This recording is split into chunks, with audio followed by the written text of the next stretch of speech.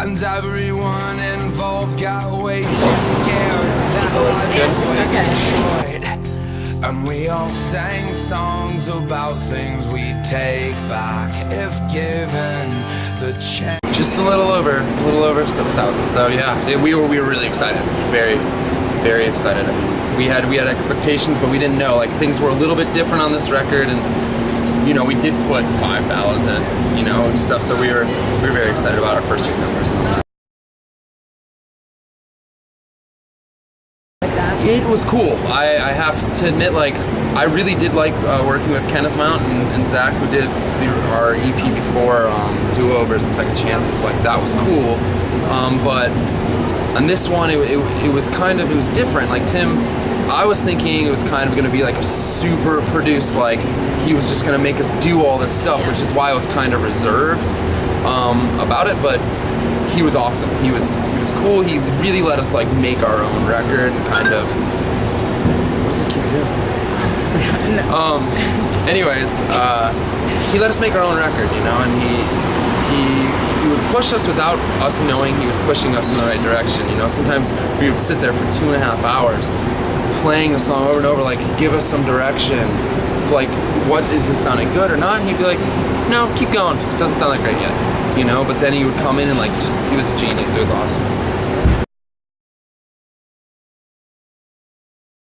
I think it's a lot more honest. I think instead of, you know, Zach and Kenneth have a certain way of doing things. Instead of kind of fitting into in catering more to the pop punk scene and trying to do that, we decided to be, you know, spend more time with the lyrical content. Is much deeper. Not all the songs are about girls and heartbreak. You know, we had, like, this mentality where if it sounds good, just do it. You know, like there are 5 slower songs on the record. People constantly ask, like, why did you put so many slow songs? We're like, because we like those songs. You know, we had 40 to choose from, and it was cool. I think it's a lot. I just think it's a lot more honest. Yeah. We went in with 40 songs. What's that? I mean, there's always a chance of a B-side record or something, but we don't have anything in the plans yet. We're just trying to get Lucky Street out there, you know.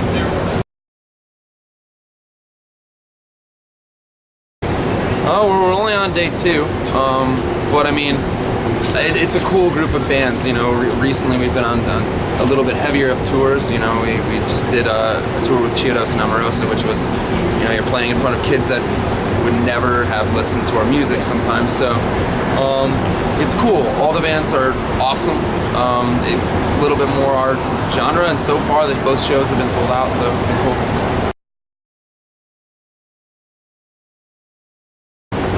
Well, we have this tour ends late April, and then we have about a week at home, and then we start our first headlining tour ever. And we're doing a headlining tour, and we're bringing out Jason's little brother's band, Select Start, which the good friends of ours. Actually, one of the first Go Radio tours ever was with Select Start. So Select Start, and then we're bringing This Century out, and then our label mates, Sparks Rescue. And that's a 3-week in May, and then we're doing a whole Warped Tour, which we're really excited about, and then, yeah.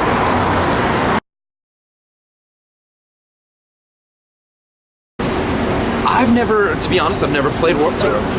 Never played Bamboozle either. I know the other guys that played certain festivals, and we played festival shows, but I think I like the actual shows a little bit more.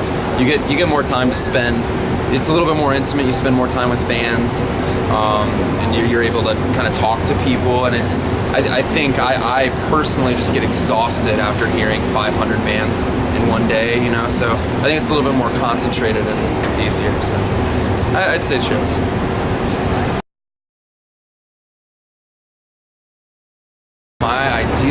My ideal tour would not work with our music. I've been on this kind of folk thing recently, and so my ideal tour that would not be possible would probably be Frank Turner, Manchester Orchestra, and Mumford & Sons. But if for realistic wise, a dream of mine would always be touring with Jimmy Eat World would be amazing that would be, probably. Or Foo Fighters. How about that? Go Radio, Jimmy Eat World, Foo Fighters.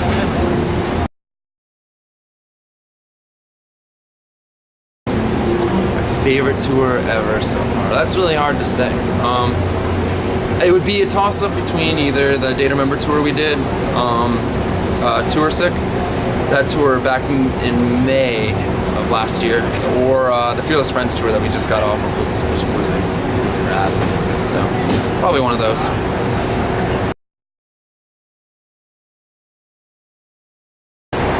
Favorite place to play? We've been really lucky that on recent tours we have played a lot of House of Blues, and they always seem to be awesome. I really enjoy those places, but the coolest place I've ever played is the Norva. Norva in Norfolk. Amazing. It's like over the top. They've got like hot tubs and all that kind of stuff. Like in the green room, they have like arcade games and big TVs, and I don't know. And the venue's just cool. It's awesome.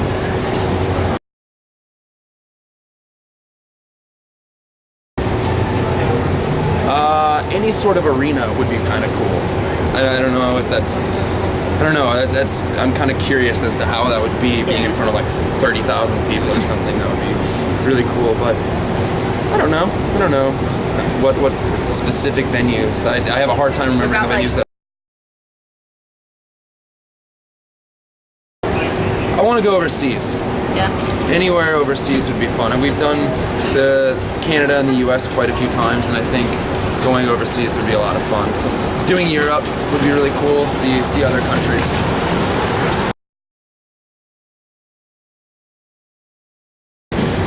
Crazy tour stories. I mean, we have plenty. The one that always resonates in my mind is we were on tour back over a year ago, and we were on tour with Red Jumpsuit Apparatus, and we had a day off, and we were going to Matt, our bass player's his mountain house. His family owns his house up in the mountains, so high up in the mountains that clouds are pretty much parallel with you. And so we had this day off, and we were gonna go up there, start going up, and literally the road is as wide as our van. As wide as our van. And so we are driving up at 4 in the morning, in the dark, just completely dark, in the woods, up a mountain, and we got stuck and started sliding backwards. Oh my god. And we didn't know what to do, so we had to like stop, and then we had to shine flashlights because there were coyotes and all that kind of stuff like out, like 4 a.m. hunting. So we were stuck, and we ended up having to unload our trailer in the woods, take the trailer off, pick it up, move it into the woods, because the trailer was pulling us down. Move it into the woods, reload the trailer, leave it there overnight in the middle of the woods, and drive the van up to the house. And it took like 4 hours Oh my god. in the morning, and it was freezing, and we were terrified for our lives. Like, that was probably pretty insane. But other than that, any sort of party or thing that we did with Breathe Carolina was insane. That band is awesome, and that was fun. Chances are, if you're talking to Go Radio, an office quote will appear at some point. In the dressing room with all the bands, and we were making all these loud inside jokes that nobody knew what we were talking about. And everyone's like, what are these guys talking about? We're like, sorry, we just quote The Office too much. It's a good show, though.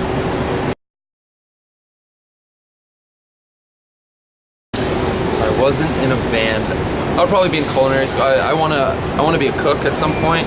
I like working in restaurants, and I like cooking food, and so I'd probably be going to culinary school or working at a restaurant as a chef.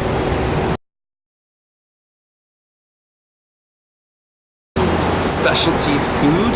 Yeah. I like seafood. I like tuna and chicken and all that kind of stuff. I try to teach myself. I mean, I'm sure there'd be like culinary experts out there that'd be like, you're doing this wrong and this wrong, but I cook all the time when I am home, the very few days that we are home. A bunch of us actually really enjoy cooking, and yeah, I like cooking. That would probably be my thing.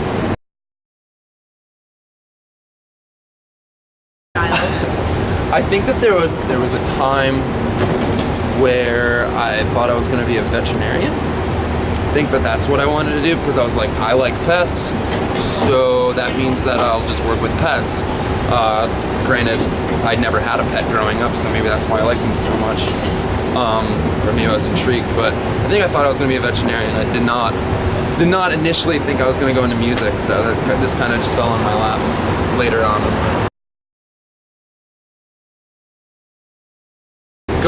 Go buy our new record, Lucky Street. It's in stores now, and I hope you like it.